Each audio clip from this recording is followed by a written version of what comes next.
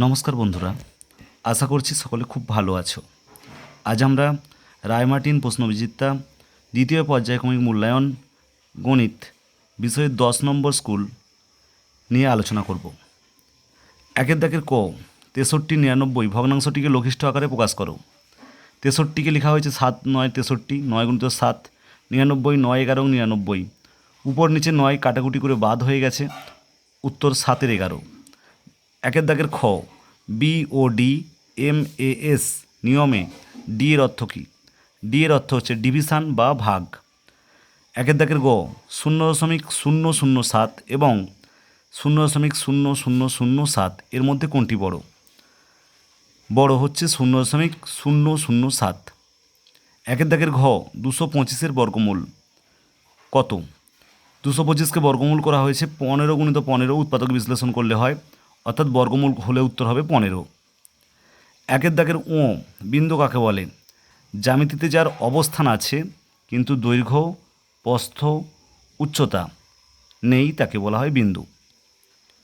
একের দাগের চ, 5 সংখ্যাটিকে একটি অপ্রকৃত ভগ্নাংশে পরিণত করো। 5 সংখ্যাটিকে অপ্রকৃত ভগ্নাংশে পরিণত করলে হবে 5-এর 1। একের দাগের 6, সত্য বা মিথ্যা লেখো। সরলরেখার কোনো প্রান্তবিন্দু নেই, এটা সত্য। একের দাগের বর্গের জ, 3.2/5 সংখ্যাটি অনন্যক কত? আমরা জানি অনন্যক সমান হচ্ছে 1 ভাজিত সেই সংখ্যা, অর্থাৎ 1 ভাজিত 3.2/5। 3.2/5কে লেখা হয়েছে 5 3 15 যুক্ত 2 সমান 17/5। 1 ভাজিত 17/5 সমান 1 গুণিত 5-17 সমান 5-17। 2-এর দাগের ক, 7.8/9 মিটার লম্বা একটি দড়ির 5.1/6 মিটার কেটে নিলে কত মিটার দড়ি পড়ে থাকবে? দড়ি পড়ে থাকবে সমান 7.8/9 থেকে 5.1/6 মিটার বিয়োগ করা হবে। বিয়োগ করলে 9 7 63, তার সঙ্গে 8 যোগ করলে 71-এর 9, 5 6 30, তার সঙ্গে 1 যোগ করলে 31-এর 6, 9 আর 6 লসাগু 18, 18কে 9 দিয়ে ভাগ করলে 2, 18কে 6 দিয়ে ভাগ করলে 3, তাহলে 71 গুণিত 2 142, 31 গুণিত 3 93, 142 থেকে 93 বাদ দিলে 49, অর্থাৎ 49 আর 18, 49কে 18 দিয়ে ভাগ করলে 18 দুগুণে 36, অবশিষ্ট 13, অর্থাৎ 2.13/18, অর্থাৎ 2.13/18 মিটার দড়ি পড়ে থাকবে। পরেরটি 2-এর দাগের খ, একটি আয়তক্ষেত্রের পরিসীমা 120 মিটার, প্রস্থ 20 মিটার হলে আয়তক্ষেত্রের দৈর্ঘ্য কত? আয়তক্ষেত্রের অর্ধ পরিসীমা হচ্ছে পরিসীমা ভাজিত 2। এখানে পরিসীমা 120 মিটার, তাহলে অর্ধ পরিসীমাকে 2 দিয়ে ভাগ করলে 60 মিটার। আমরা জানি অর্ধ পরিসীমা সমান দৈর্ঘ্যযুক্ত প্রস্থ, তাহলে দৈর্ঘ্যযুক্ত প্রস্থ সমান 60 মিটার, অতএব আয়তক্ষেত্রের দৈর্ঘ্য সমান 60 থেকে 20 মিটার বাদ, কারণ আয়তক্ষেত্রের প্রস্থ 20 মিটার সমান 40 মিটার। আয়তক্ষেত্রের দৈর্ঘ্য সমান হচ্ছে 40 মিটার। এখানে প্রশ্ন করেছে আয়তক্ষেত্রের দৈর্ঘ্যের মান কত? আয়তক্ষেত্রের দৈর্ঘ্যের মান সমান 40 মিটার। 2-এর দাগের গ, মানের অধক্রমে সাজাও। 2-এর 5, 1-এর 15 এবং 2-এর 9।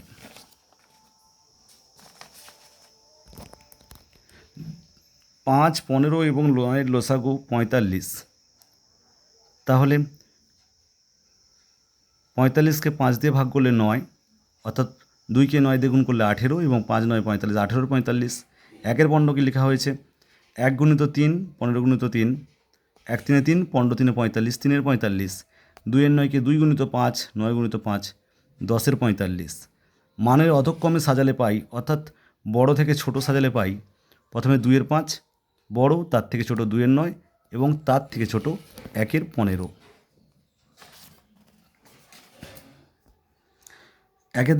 2-এর দাগের ঘ, বিয়োগ করো। 2.3/4 থেকে 1.9/14 বিয়োগ করতে হবে। 2.3/4, 4 গুণিত 2 8, তার সঙ্গে 3 যোগ 11 4, 14 গুণিত 1 যুক্ত 9, 14 9 যোগ করলে 23-এর 14, 4 14 লসাগু 28, 28কে 4 দিয়ে ভাগ করলে 7, 28কে 14 দিয়ে ভাগ করলে 2। এবার 11 গুণিত 7, 7×77 আর 14×2 = 28, 23×2 46, 77 থেকে 46 বাদ দিলে 31/28, 31কে 28 দিয়ে ভাগ করলে 1 ভাগফল এবং 3 অবশিষ্ট থাকে, তাহলে উত্তর 1/3/28। সরলরেখা এবং রশ্মির মধ্যে দুটি পার্থক্য লেখো। 2 দাগের ওর প্রশ্ন, সরলরেখাংশ এবং রশ্মির মধ্যে দুটি পার্থক্য। 1 নম্বর পার্থক্য, সরলরেখাংশের দুটি নির্দিষ্ট প্রান্তবিন্দু থাকে, কিন্তু রশ্মির মাত্র একটি প্রান্তবিন্দু থাকে। 2 নম্বর পার্থক্য, সরলরেখাংশের দৈর্ঘ্য নির্দিষ্ট এবং এটি পরিমাপযোগ্য, কিন্তু রশ্মির দৈর্ঘ্য অনির্দিষ্ট, এটি একদিকে অসীম পর্যন্ত বিস্তৃত হয়।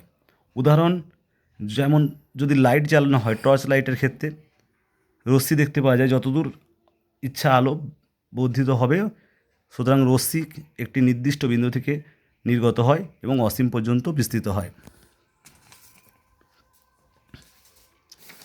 3 দাগের ক, সরল করো। 24/4 গুণিত প্রথম বন্ধনী শুরু 6 + 3 + 24/4 প্রথম বন্ধনী 6 + 3 প্রথম বন্ধনী শেষ। আমরা জানি প্রথম বন্ধনীর কাজ আগে করতে হয়, তাহলে 24/4, 6 থেকে 3 বিয়োগ করলে 3, বিযুক্ত 24/4, 6 থেকে 3 বিয়োগ করলে 3, 24কে 4 দিয়ে ভাগ করলে 6 গুণিত 3, বিযুক্ত 24কে 4 দিয়ে ভাগ করলে 6 গুণিত 3, তাহলে 6 × 3 = 18 এবং 6 × 3 = 18, 18 থেকে 18 বিয়োগ করলে 0। 3 দাগের খ, একটি বাঁশের 2/13 অংশ লাল, 1/3 অংশ সবুজ এবং 8/39 অংশ হলুদ রং করা হয়েছে, তাহলে বাঁশটির কত অংশ রং করা বাকি আছে? বাঁশটির মোট রং করা হয়েছে 2/13 যুক্ত 1/3 যুক্ত 8/39, 13, 3 এবং 39 লসাগু হচ্ছে 39, 39কে 13 দিয়ে ভাগ করলে 3 × 13 = 39, 2কে 3 দিয়ে গুণ করলে 6, 3 × 13 = 39, তাহলে 1কে 13 দিয়ে গুণ করতে হবে এবং 8কে 1 দিয়ে গুণ করলে 8, 6, 13 ও 8 যোগ করলে 27/39। এবার একে 3 দিয়ে কাটাকুটি করা হয়েছে, 3 × 9 = 27 এবং 3 × 13 = 39, 9 × 13, ধরি মোট বাঁশ সমান 1 অংশ, তাহলে রং করতে বাকি আছে 1 বিযুক্ত 9 × 13 সমান 4/13 অংশ, তাহলে থেকে 9 বিয়োগ করলে 4/13 অংশ। 3 দাগের খ, সমান ক্ষেত্রফল বিশিষ্ট দুটি আয়তকার জমির প্রথমটির দৈর্ঘ্য 56 মিটার, পরিসীমা 208 মিটার, দ্বিতীয় জমির প্রস্থ 42 মিটার, প্রত্যেক জমির ক্ষেত্রফল এবং দ্বিতীয় জমির পরিসীমা নির্ণয় করো। প্রথম জমির অর্ধপরিসীমা সমান হচ্ছে দৈর্ঘ্যযুক্ত প্রস্থ 208/2 সমান 104 মিটার, তাহলে প্রথম জমির প্রস্থ 104 থেকে 56 মিটার বাদ দিয়ে দেব, সমান 48 মিটার। প্রথম জমির ক্ষেত্রফল সমান 56 × 48 গুণ করলে হচ্ছে 2688 বর্গমিটার। এবার যেহেতু প্রথম এবং দ্বিতীয় জমি উভয় জমির ক্ষেত্রফল সমান, তাহলে দুই ক্ষেত্রেই ক্ষেত্রফল হবে 2688 বর্গমিটার। দ্বিতীয় জমির দৈর্ঘ্য ক্ষেত্রফল ভাজিত প্রস্থ, ক্ষেত্রফল 2688 বর্গমিটার, প্রস্থ 42, ভাগ করলে হচ্ছে 64 মিটার। অতএব দ্বিতীয় জমির পরিসীমা সমান 2 গুণিত দৈর্ঘ্য যুক্ত প্রস্থ 2 গুণিত 64 যুক্ত 42 মিটার সমান 2 গুণিত 106 মিটার সমান 212 মিটার, অর্থাৎ দ্বিতীয় জমির পরিসীমা 212 মিটার। 3 দাগের ঘ, খেলার মাঠে বর্গাকারে সাজানো ছাত্রছাত্রীদের 12টি সারি আছে, পরে আরও 25 জন ছাত্র যোগ দিলেও তাদের সবাইকে বর্গাকারে সাজানো গেল, প্রতি সারিতে এখন ছাত্র সংখ্যা কত? খেলার মাঠে ছাত্রদের বর্গাকারে সাজানো হয়েছে, তাই প্রথমে ছাত্র ছিল সমান 12 × 12 অর্থাৎ 12 স্কোয়ার, 12কে 12 দিয়ে গুণ করলে 144 জন, পরে আরও 25 জন ছাত্র যোগ দিয়েছে, তাহলে পরে ছাত্র হলো 144 যুক্ত 25 সমান 169 জন। এখন যেহেতু আবার বর্গাকারে সাজানো হয়েছে, তাই প্রতি সারিতে ছাত্র রয়েছে সমান 169-এর বর্গমূল, 169কে উৎপাদক করলে হয় 13 × 13, অর্থাৎ প্রতি সারিতে রয়েছে 13 জন। এখন প্রতি সারিতে 13 জন ছাত্র রয়েছে। 3 দেখেন, ডেভিড 2 ঝুড়ি আম বিক্রি করার জন্য বাজারে গেছে, প্রথম ঝুড়িতে 25.835 কিগ্রা ও দ্বিতীয় ঝুড়িতে 28.387 কিগ্রা আম আছে। দিনের শেষে দেখলো প্রথম ঝুড়ি থেকে 3.178 কিগ্রা এবং দ্বিতীয় ঝুড়িতে 7.188 কিগ্রা আম পড়ে আছে। সে মোট কত আম বিক্রি করলো?